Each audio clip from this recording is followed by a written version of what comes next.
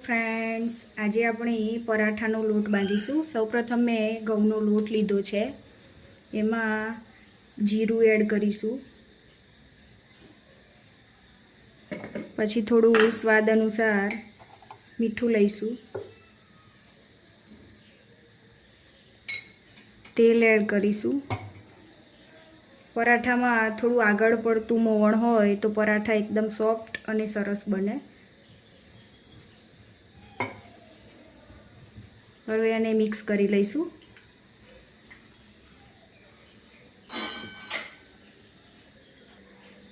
હવે આપણે લોટમાં પાણી એડ કરીશું।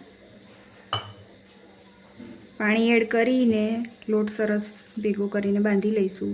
બહુ કઠણ પણ નહીં, બહુ ઢીલો પણ નહીં, એવી રીતે મીડિયમ સોફ્ટ લોટ બાંધીશું, જેથી પરાઠા આપણા એકદમ સોફ્ટ અને ફૂલેલા સરસ બને।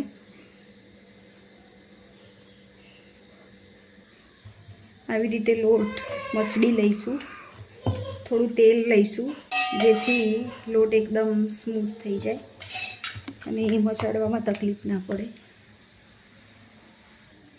લોટ આપણો રેડી થઈ ગયો છે સરસ, અને આના હવે આપણે પરાઠા બનાવી લઈશું। પરાઠો બનાવવા માટે સૌપ્રથમ એક લુવો બનાવી લઈશું।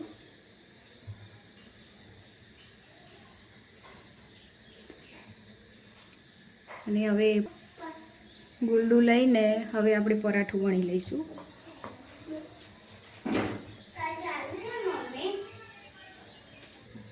આપણું પરાઠું વણાઈ ગયું છે, હવે આપણે એને શેકી લઈશું।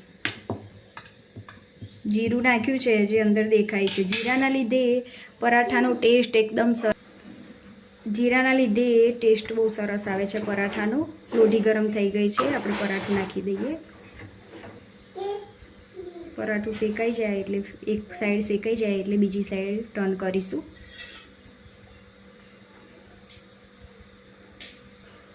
હવે પરાઠાને ટર્ન કરીશું, થોડું થોડું શેકાઈ ગયું છે પેલી બાજુ।